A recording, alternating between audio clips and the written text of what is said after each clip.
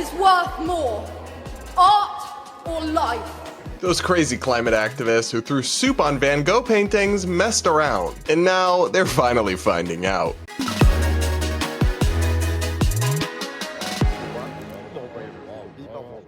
Justice for Just Stop Oil, a crazy Bill Maher guest attacks the Supreme Court, Michael Knowles sparks controversy, and a wild gender-fluid TikTok. All this and so much more is coming up on today's episode of the Brad vs. Everyone podcast, my daily show where I take on the craziest ideas from across the internet and across our politics, all from an independent perspective. If you're new here, please do consider subscribing and sticking around, and regardless, do hit that like button to reward my suffering as we go along, and do comment with your thoughts. I do take the time to read the comments. I always love hearing what you guys have to say, and I pick a few to respond to in every episode. Plus, if you comment with a super chat or a super thanks, I'll definitely read your comment on tomorrow's show. And now we've got to check in on our friends over at Just Stop Oil, the radical environmentalist group that blocks traffic and sabotages and destroys, or attempts to at least, artwork to promote their doomsday message about climate alarmism. Well, back in 2022, a pair of their activists went viral and made international news for pouring tomato soup on a series of Van Gogh paintings. But now they're getting their justice,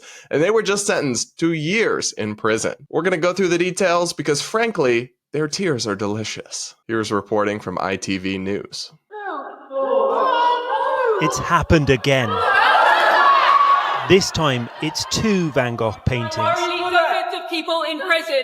Just Stop Oil activists protesting about their jailed colleagues who also splashed the sunflowers with soup. Future generations will regard these prisoners of conscience. And this was the first time it happened at the National Gallery. Back in October 2022, Security! Phoebe Plummer on the left and Anna Holland threw Heinz tomato soup at the work of art before gluing their hands to the wall. Earlier this morning at Southwark Crown Court, the pair were sentenced to prison for causing £10,000 worth of damage, not to the painting, which remained unharmed, but to its antique frame. What is worth more, art or life? Plummer, who turned 23 yesterday, was described in court as a committed Just Stop Oil activist. I'm being put in handcuffs right now. And this wasn't her first offence. Not only sentenced today for criminal damage of the painting, but slow walking during a protest last year, convicted of interfering with national infrastructure.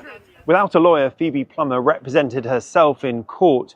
She gave a 20-minute speech saying she knew her actions would lead to a conviction, but she had to do it because of what she called an accelerating climate emergency. The judge did interrupt her when she compared herself to a political prisoner, saying, "This isn't helping you, Miss Plummer."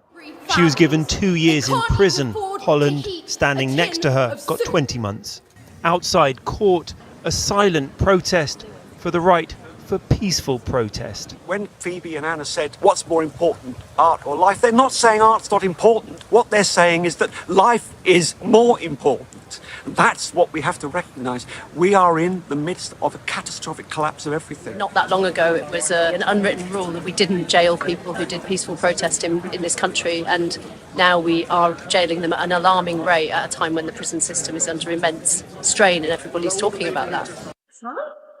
The National Gallery say the 2 sunflower paintings targeted today were unharmed. 3 people were arrested, but the exhibition is expected to reopen soon.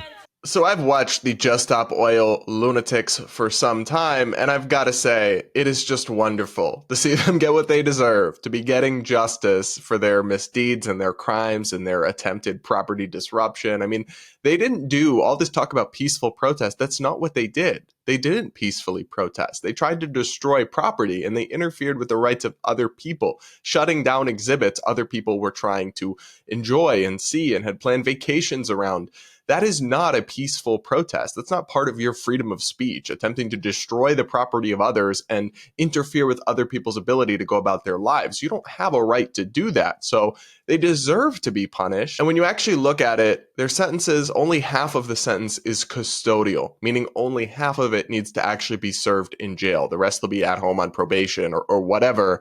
So we're really looking at one of them sentenced to a year and the other one sentenced to 10 months. And if you ask me, that's about appropriate. I saw a lot of conservatives and critics and other people online saying, lock them up and throw away the key, or they should be in jail for life, or other things that I think are over the top. Ultimately, they didn't kill anybody. They didn't hurt anybody, literally. So the idea that they should have their whole lives and futures mortgaged and taken away is too excessive to me. But this is a serious crime, and they do need to crack down on this and stop these radical activists. So a year in prison makes sense to me. Honestly, they should have to serve time and pay their price for what they've done and the harm they've done to their community, because these kinds of insane protest tactics, which are not actually protest tactics, they're disruptive, antisocial acts of harm, they won't stop until they're actually punished. If you just give these people a slap on the wrist and a fine that they are probably broke and can't pay anyway,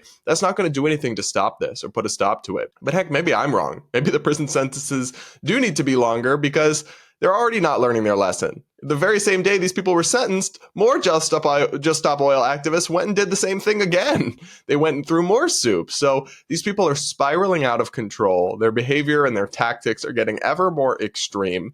And they're doing it all while just utterly detached from reality. And it's all just so incredibly narcissistic. I mean, one of the women that was sentenced to prison compared herself in her remarks to Nelson Mandela and Gandhi, and claimed she was a political prisoner. Babe, you threw a can of soup on a painting. Give me a fucking break. You are not heroes. You are delusional young people who are acting like buffoons in public and harming others because you've drank in Kool-Aid on TikTok that has no basis in reality of some sort of doomsday climate cult. To be clear, I think climate change is a real issue. I don't think it's a hoax or any of the things that Trump has said like that or other people deny. I don't deny that at all. But the extent to which they view it as an apocalyptic event isn't based in reality or in science. For example, these Just Stop Oil activists in the press release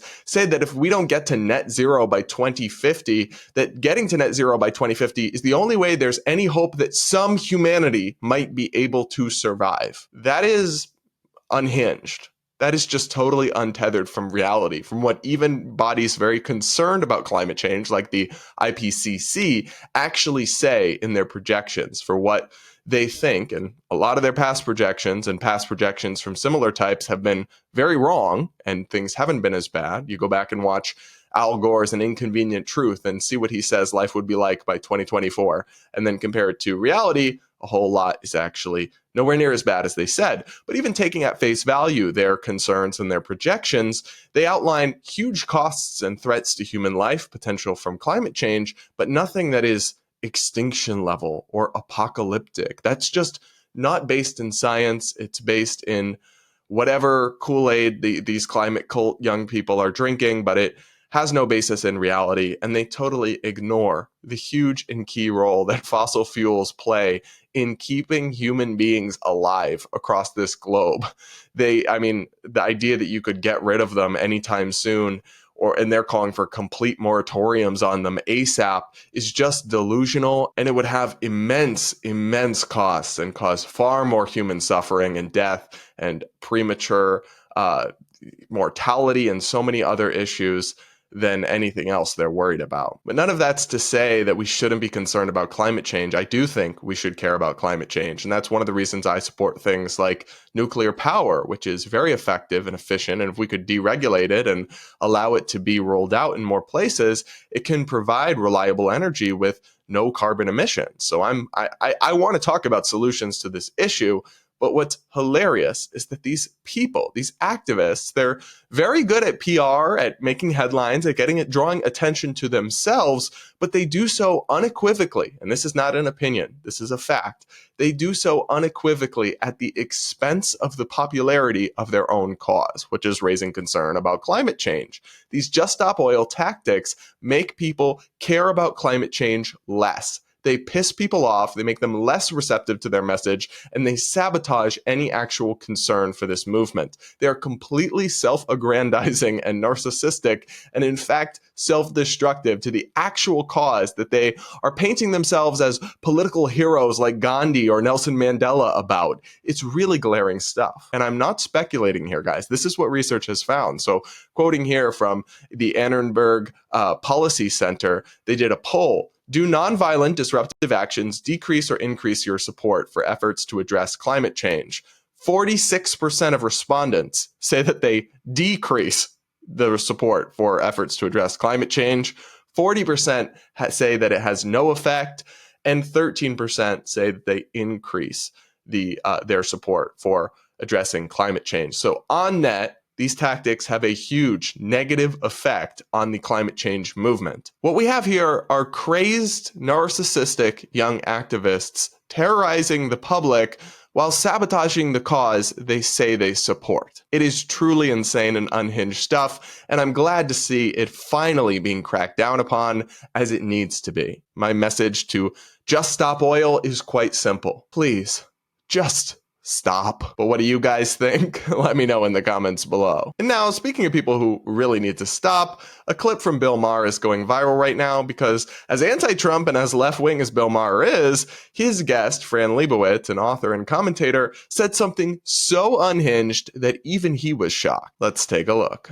But I've been obsessed all year with this idea that they had 4 years to get Trump, 5 different trials, and somehow they let it go away. Like he's not really going to get it. The trials are not going to be apparently involved in this election at all. And the Democrats had time to do this, 4 years. Right. And they had the power. No. They were in office, and the Attorney General was Merrick Garland. And yet it all went away. And now the Supreme Court has ruled that he's not liable for any of this. Right, because what he had was Supreme Court. Okay? So, you know, the Democrats had, like, elected people. The Supreme Court is completely his. You know, I mean, it's so disgraceful, this court, that it shouldn't even be allowed to be called the Supreme Court. You know, I mean,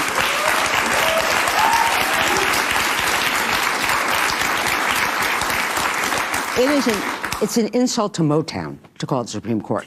So it's not even a court. It's only a court in the sense that the court of Louis XVI was a court. You know, I mean, basically, it's a harem, okay? It's a harem. It's Trump's harem. So I always feel sorry for the 3 real judges on the court. You know, I know a lot of people have jobs, not me, not you, and you have to go to work every day, and there are people you don't like at work. But can you imagine having to go to work every day? Alito? You have to go to work with Alito, with Kavanaugh? You know, I mean, it must be horrible. So what Biden should do, not that you asked, but when they passed that law, the Supreme Court passed that ruling, you know, where they said, you're not the president, you're the king, which is what that ruling is. You can do whatever you want. You can never be, you know, held responsible. I thought, you know, Biden's still the president. No one seems to notice. But Biden should dissolve the Supreme Court. Dissolve the Supreme Court? I'm the president. I'm the king now, like you said, and go home. Okay. Babe, put down the crack pipe. You've had enough. I mean, I love how she's so crazy, this Fran woman. What she said is so psychotic that even Bill Maher, who is full-blown anti-Trump, was like, come on, Fran. Even he was stunned by how ludicrous and absurd her rant here is. First, the very premise here that just because we have a conservative majority on the Supreme Court, it's some Trump stooge partisan court, is not true. The Supreme Court, with its current composition, ruled against Donald Trump many times with his election fraud appeals, with his attempts to restrict Muslim immigration, many other things. You can find many cases where it ruled against Trump directly or against conservative interests more broadly, like when they broadened LGBT rights in the Bostock case. And I'll put a link in the show notes, but they actually still have a lot of rulings on the Supreme Court that are cross-ideological, where the liberal and conservative justice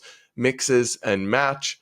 and come to conclusions that aren't just team red versus team blue. That's actually still quite common. And actually, the liberal and conservative justices get along quite well. They don't hate working with each other. That's just not true. Even Neil Gorsuch, who is my favorite Supreme Court justice, who's one of the more right-wing ones in the sense of judicial ideology. He's very libertarian-leaning, and Ketanji Brown Jackson, Biden's pick, who's more progressive, they actually have become good friends and get along very well. This idea that, oh, it must be so terrible going to work with those Trumpies is just, one, they're not Trumpies. They're conservative judges who have principles and hold tight to them, but aren't partisans at their core. And two, they actually do get along quite well, despite their differences. And if anything, the Supreme Court's a model of civility and integrity and bipartisanship that is really nowhere else to be found in American life and in our political and civic institutions these days. It's actually the opposite of what this unhinged woman describes. She also totally incorrectly describes the ruling about presidential criminal responsibility.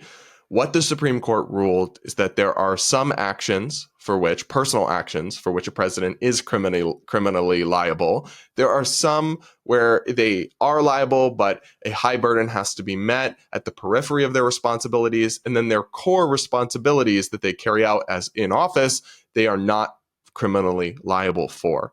Because then you can have Congress, for example, pass a law making it an illegal act to issue a presidential veto, which, for example, is supposed to be a core constitutional power of the presidency. So the point of this ruling was that core presidential powers cannot be criminal acts, and the president enjoys criminal immunity from them. But he can still be impeached and removed from office if he abuses his power. And I don't even necessarily agree with that ruling. It's very complicated. But just rest assured that this Fran Lebowitz person totally misdescribed it and painted a false picture of it. It's much more nuanced and complicated than what she said. And the point is that presidents can still be held accountable at any time by being impeached and removed from office. That's the remedy. So this idea that the president is a king and can do whatever he wants, no, babe, that's not it at all. And you have no idea what you're talking about. And for this progressive person to go and say that Biden should dissolve the Supreme Court, a literal act that a dictator would do, is insane, but also ironic beyond belief, because this is the same crowd constantly crying that Trump will be a dictator and that Republicans are anti-democracy and are authoritarian. And sometimes there's some truth to those criticisms. So I think they're often hyperbolic and overstated. But in this instance, what they're calling for, and you heard this whole audience clap, this audience of liberal elites or people that go to Bill Maher's studio audience clap like seals at this authoritarian suggestion. It's a bit rich coming from the Save Democracy crowd that they want Biden to now act like a dictator. No, to be clear, not all Democrats and progressives support this, but dissolving the Supreme Court is one thing. I think even most Democrats would still admit that's a little extreme, but a lot of them do support packing the Supreme Court with additional judges, which would eventually lead to its disintegration. Then Republicans would pack it, the Democrats would pack it again, and before you know it, it would have 500 people, and it would become a complete joke and lose all legitimacy, and it would essentially become dissolved at some point. So it's just a long roundabout way of getting to that same destination. So kudos to Fran here for at least honesty about where they want to end up. Points for that, I guess. If this was just one crazy lady on TV, I wouldn't be so concerned. It's the clapping, adoring audience and the many progressives who constantly demonize and attack this Supreme Court and want to destroy it that have me really concerned. Because the American system of checks and balances, actually, over the last few years, even all the stress it's been put under by Trump trying to overthrow an election, by Democratic attacks on institutions and norms, and by all the craziness from both sides, our system has actually held pretty well. It's an ingenious constitutional republic with systems of checks and balances. When Biden overstepped, the Supreme Court smacked him back in line on student loans and the eviction moratorium and other things. When Trump overstepped when he was president, the Supreme Court smacked him back in line and vice versa. So, time and time again, our system has worked to protect both sides from overreaches by the other, yet people, extremists on either side, still want to tear down that system because they think it will allow them to make short-term progress with their political or ideological agenda. And it might, to be clear. But in the long term, it will undermine the protections, the systemic protections that keep all of us free. And that is a huge mistake. But what do you think? Let me know in the comments below. And now we've got to check in on friend of the show, far-right political commentator, Daily Wire host Michael Knowles, who just dropped a pretty controversial take on gay parents and gay rights that is getting picked up by a lot of progressive critics. Let's take a look. 2022, according to this reporting, Amy Wax commented in class that gay couples are not fit to raise children. That's just obviously true. Does anyone seriously disagree with that? I guess some people do seriously disagree with that. People who think that men and women are exactly the same might try to disagree with that. I mean, on a basic level, they can't disagree because 2 men and 2 women can't produce children. It's not possible. It's just not how it works. So they are literally not fit to beget and therefore to raise children. But broadly, even if they adopt a child, or even if they go to the baby store and purchase the eggs from one woman and rent the womb of another woman and create a child as though the child were a handbag to be purchased at Ferragamo or something, even if they do that, they're not fit to raise a child.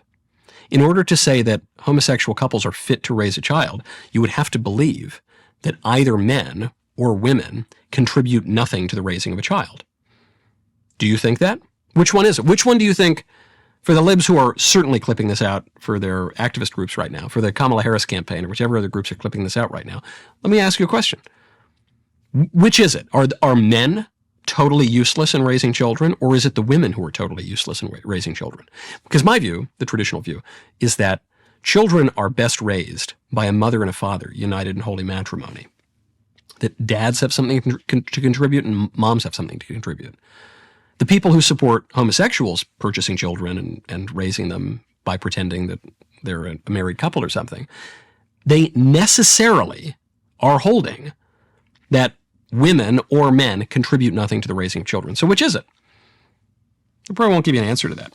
So I mostly want to focus on Michael's actual argument here, but I will just briefly note that I actually agree with him that Professor Amy Wax shouldn't be fired for the comment she made about gay couples, although I disagree with it because I believe in academic freedom and a professor should be free to make even controversial statements or arguments and not lose their job. But what is ironic about that is that Michael Knowles has explained elsewhere he very much does not believe in academic freedom. But now here he is suddenly clutching his pearls to defend a conservative professor who's in trouble, but he doesn't believe in academic freedom in the first place, and he's talked about that. So I'm consistent. I defend her right to say things even if I don't agree with them.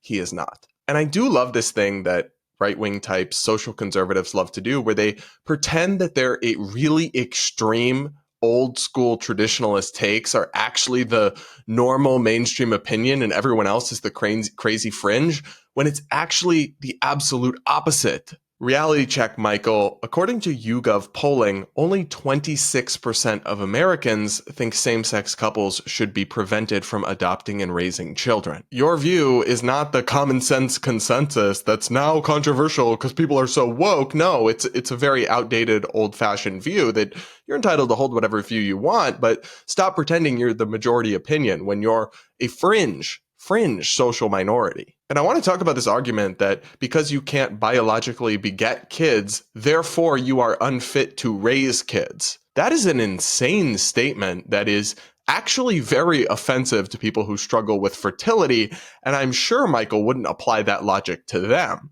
That would suggest that a woman who struggles with fertility and, for example, ends up a couple that can't have kids, a man and a woman, so they end up adopting. Well, because they're not biologically able to beget children, they're really not fit to raise kids. What?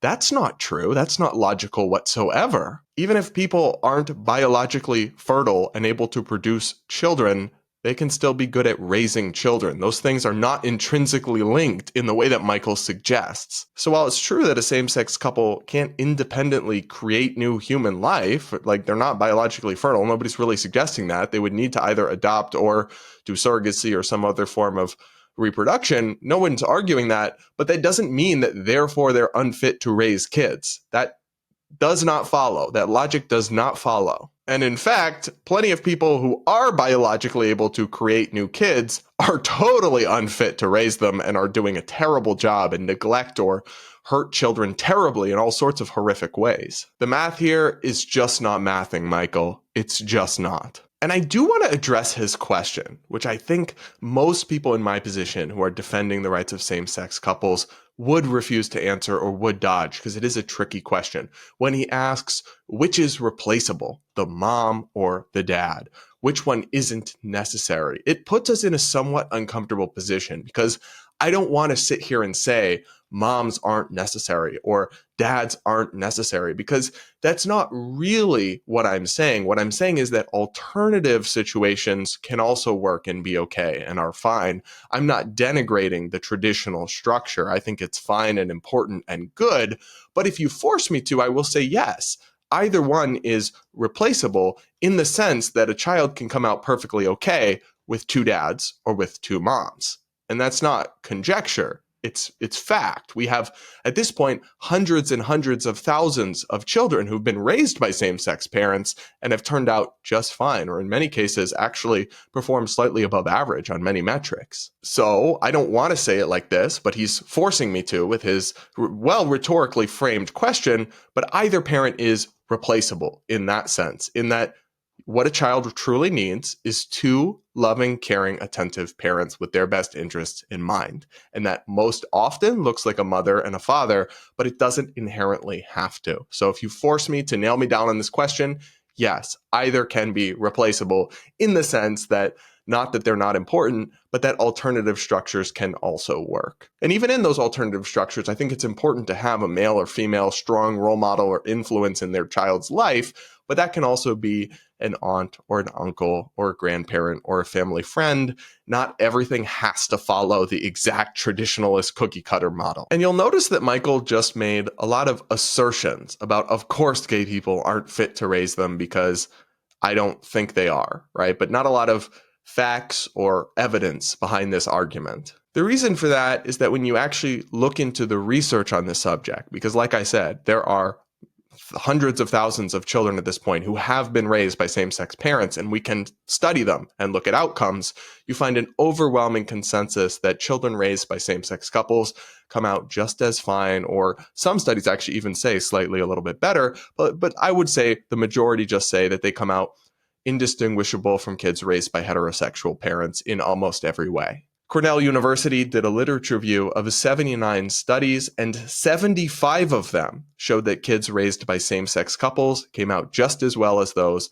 raised by heterosexual couples. Now you might say, well, that means 4 showed negative outcomes. And that's true. Those are often the ones cherry-picked by people like Michael to try to show that gay people parenting is bad for kids. However, when you look at those 4 studies, the majority of kids that they analyzed were not raised from the get-go by same-sex couples. They had a parent who came out and parents got divorced, and then one of them was gay and had a same-sex partner, and then those kids were studied. That is obviously misleading because there's a broken family there. There's a divorce, and that's going to cause a lot of issues. It's not necessarily sexuality. When you look at broad, representative samples and surveys of children raised from birth by same-sex couples, you see they come out just perfectly fine. So Michael Knowles is absolutely wrong to demonize and stigmatize same-sex parents, and I actually think they're doing a beautiful thing by adopting children who otherwise wouldn't have loving and caring parents and sacrificing a great deal to help those kids get a good start in the world. I understand that a lot of reasonable people are feeling a lot of frustration right now about how extreme the far-left woke LGBT movement has gone, but the answer is not to pendulum swing all the way in the other direction and end up with this tired, old, ignorant line of thinking that is typified by the Michael Knowleses of the world. But what do you think? Let me know in the comments below. And now it's time for Brad vs. TikTok, my daily segment where I take on the craziest ideas from the Clock app. Pronoun of the day is slugs. Today, this gender-fluid TikToker is proud that they confuse normal people. Take a listen. I find it quite funny when cis people see me and they're like, oh, I'm so sorry if this offends you, but like, I just can't tell if you're a boy or a girl. Like, no, baby, that doesn't offend me. That's by design. It's not offensive, it's on purpose. Oh? I dress and express myself with a specific intent of confusing cis people. and it works, and it feeds my ego, and it gives me gender euphoria. Thank you, have a nice day. So Zem just said the quiet part out loud. Kudos for honesty, I guess, but you just basically admitted that this whole thing was just about your narcissism and your ego, and that's not a great look, babe. Not a great look. I mean, you get euphoria from confusing people. That doesn't seem healthy. That doesn't seem well adjusted, or like you have a strong internal sense of self if you need to confuse and mislead other people to validate yourself somehow and make yourself feel good. That doesn't seem like a healthy, emotionally stable adult's perspective on the world. It just doesn't. I mean, that's not an identity. That's not an immutable characteristic like being gay or being black that's somehow worthy of protection or an identity in any real sense. That's just like a unique and specific, somewhat parasocial fetish. And that's fine. But what does that have to do with me as a gay person and my rights and my acceptance? Because I'm constantly told by the alphabet people that this kind of thing is a core part of my community and my rights and my acceptance, but I'm not seeing it. And of course, dress however you want. Gender bend till the cows come home. I don't care. Androgyny doesn't bother me whatsoever. But you then, of course, can get mad if people misgender you, which, at least in fairness, it doesn't sound like this person does. But if you do go out there very androgynous looking or looking like the other sex, people are going to make mistakes, and then you have no right to be mad about that. And you should be doing that because that's what makes you feel good, or that's just your style or your fashion or whatever. You shouldn't be doing that because you get a thrill out of confusing or deceiving other people. That's where things here get weird. I'm just so tired of this gender nonsense, and I feel like it's just an anchor dragging down normal LGBT people at this point. I really do. But what do you guys think? Let me know in the comments below, and do hit that like button to reward my suffering. And now I'll wrap up today's show by reading a few of your comments from the last episode. One person just commented, meow? Okay. Not really sure what to say to that. Another person said, hey, Brad, I'm a stay-at-home mom and pastor's wife of all things. I just wanted to thank you for the respect you've always shown people from all walks of life. Even when the math ain't mathing and the delulu is certainly showing, the diversity of your audience is a testament to you. Well, thank you. I really appreciate that. Another person says, she also says, out of curiosity, what is the best place to send potential content to you? I see things all the time that I'd appreciate your take on, or at the very least may kill a few more of your brain cells. Symbiosis at its finest. You need content. We need your thoughts. This was long, so no worries if you can't read it for video. I just wanted you to see it again. Thank you for being you. No, I'm happy to read it. I'll put my email address in the description. You guys can always email me TikToks or crazy stories that you'd like to see me discuss. I can't promise I'll be able to reply to all of you or that I'll be able to cover it all, but I will definitely take a look at anything you guys send me. So look for my email in the description of this video.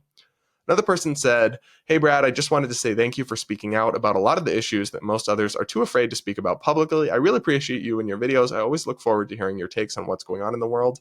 Thank you so much. And I understand why some people are hesitant to speak out because it does come with its slings and arrows, but it also comes with so much privilege. And I feel so blessed to be able to do this and have such an amazing audience. I really do. Another person asks, why do you agree with the overturn of Roe v. Wade? I heard your ideas on why you agree with doing away with the Department of Education and why education should be handled on a state level. I didn't disagree with you, but you didn't really explain your reasoning. On this matter, the issue of bodily autonomy for women, why should different states be allowed to handle this differently? Do women in some states deserve more rights than women in others? So this is an interesting question and comment, and I will try to explain, but obviously, it's a long conversation. I would have to explain at great length to really do it justice. But simply, the question of overturning Roe v. Wade is a legal and constitutional question. It exists independently of your personal policy beliefs on whether you're pro-choice or pro-life. And Roe v. Wade was essentially made up from whole cloth. Even the likes of Ruth Bader Ginsburg admitted that it was a legally flimsy, a constitutionally weak decision. There is no right to abortion in the Constitution. There is not even a right to privacy written anywhere in the Constitution. It must be read into the Constitution by reading and looking at a couple of different rights. And then you have to make a whole nother logical leap from the idea of a right to privacy to the idea of a nationwide right to abortion. But no such right appears in the Constitution. And as far as I'm concerned, I believe the Constitution means what it says, and that we can't play imaginary games and extrapolate it, interpret it into a million different things, because then it loses its power. Its power is to bind and constrain the government and to protect our rights, but it can only do that if it is interpreted as it is written. If there's lots of wiggle room or imaginary games that can be played with it, it kind of defeats the whole point and dilutes the Constitution's ability to protect our rights in the first place.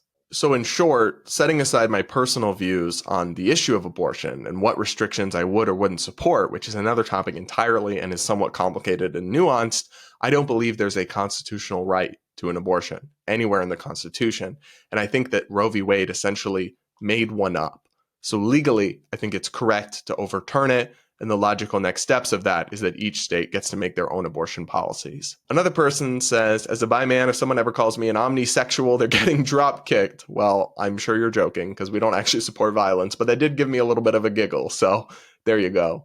Another person says, oh my God, I can't believe CNN is actually covering it semi-accurately. And that's about the study of those kids and their politics. Yeah, I was surprised too, but I'll give them credit where it's due. Sometimes these mainstream media places still do real reporting and interesting stuff. And when they do, I'll highlight it and I'll give them credit. Another person said, all I cared about at 10 years old was pretending to be a Pokemon trainer with my friends and playing video games. This is really insane to witness. Yeah, when I was their age, I was not worried about politics or thinking or talking about this stuff. And my parents weren't pushing it on me either. And I think that was a healthier time that we should go back to. Another person says, this is insane. My parents literally cried when George Bush got reelected, but they were completely okay with the fact that most of my friends were from Republican households and would never have told me to think differently of them due to politics. Yeah, but it sounds like they were more old school liberals and Democrats rather than today's kind of progressive bunch, some of which are great, but many of which I do think are frankly intolerant in their own right. And it's really unfortunate and sad. All right, everybody, that is it for this episode of the Brad vs. Everyone podcast. Thank you so much for tuning in. Please do subscribe if you haven't yet. Do hit that like button before you go and do comment with your thoughts. I do read the comments and I pick a few to respond to in every episode. Plus, if you leave your comment with a super chat or a super thanks, I'll definitely read it on the next show. And with that, we'll talk again tomorrow.